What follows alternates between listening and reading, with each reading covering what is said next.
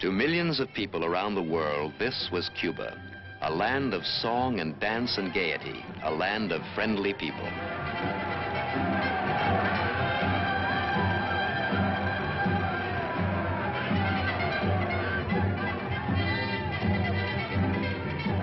The charm, the fame of this tropical island, this paradise of the Caribbean, made Cuba one of the great tourist attractions of the world and made friends for Cuban people everywhere.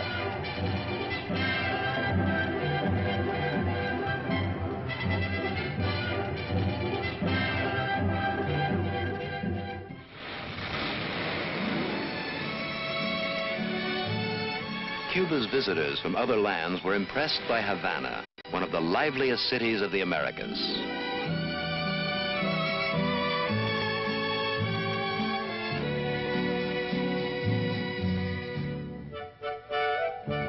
They found that in the first half of the 20th century, the Cuban people had built a modern nation.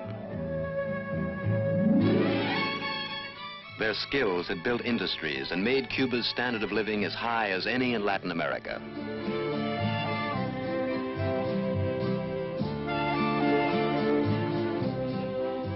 Visitors who toured the countryside found other evidences of wealth, the sugar and tobacco which Cuba could trade for industrial and consumer products of other nations.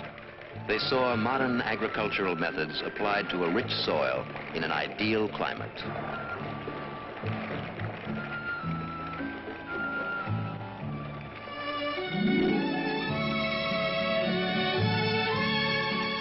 An abundance of crops, of cattle, poultry, and modern dairy farms.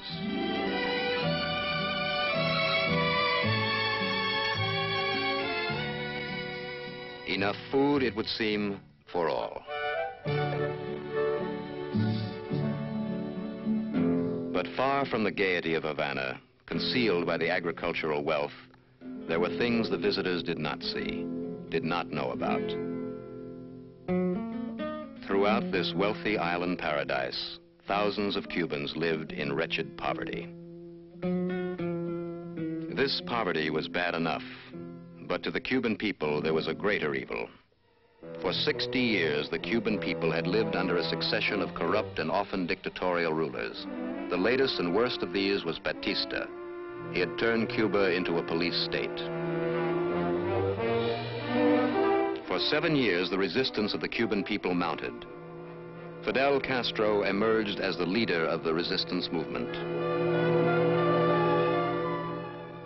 Cubans of all classes joined the guerrilla bands forming in the mountains and in the underground and in the city.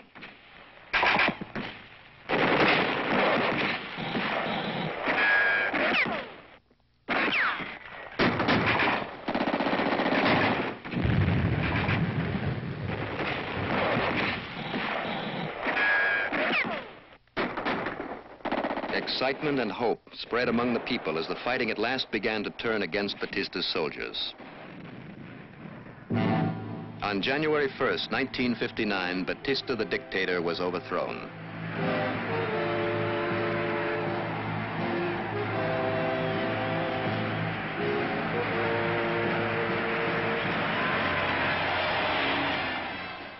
Fidel Castro's arrival in Havana was triumphant.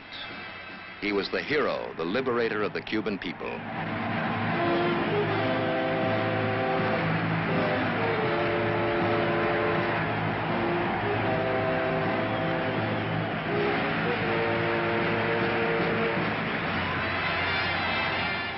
He promised them the things they had longed for and had fought for: elections, land reform, freedom, an end to oppression and bitter poverty.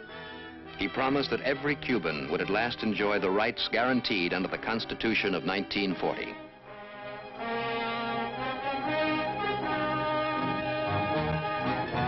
The future looked bright when Manuel Urrutia, a greatly respected judge and a liberal, was named president.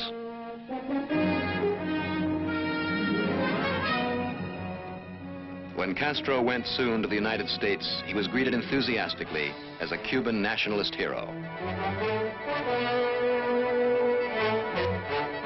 He paid his respects to Abraham Lincoln, to government of the people, by the people, and for the people. At a press conference in Washington, Castro denied a rumor that he was a communist. I know you are worried. First of all, if we are communists. And of course, I have said very clear that we are not communists. Very clear.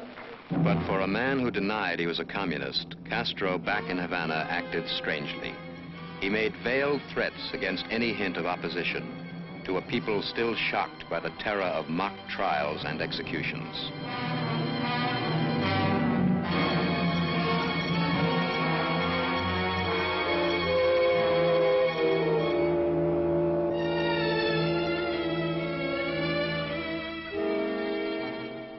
He began attacks on the press, which led finally to confiscation and complete government control. As the free press disappeared, the communist paper Hoy was forced upon the people. Communist propaganda flooded the country.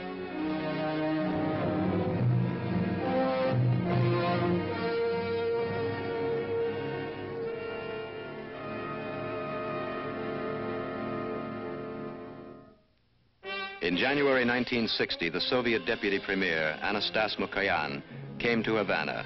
The stage had been set for him. Mikoyan opened a Russian trade fair.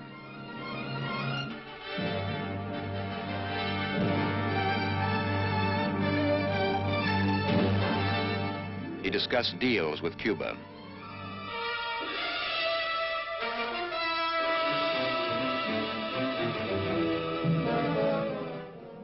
By the time he had put this hat on his head, he had the Cuban economy in his pocket.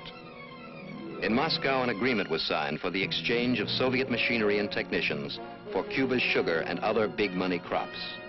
The agreement was signed for Cuba, not by a Cuban, but by a communist from Argentina, Che Guevara. From now on, the Cuban economy would go into a critical decline. The life of the Cuban people would become harder than ever.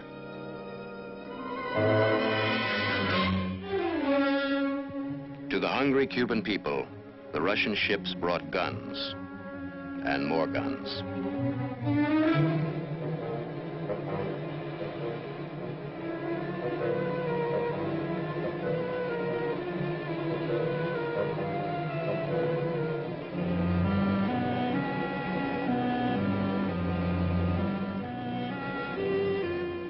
As weapons continued to pour in, life got harder for the Cuban people. There was less food, but there were more and more Russian tanks.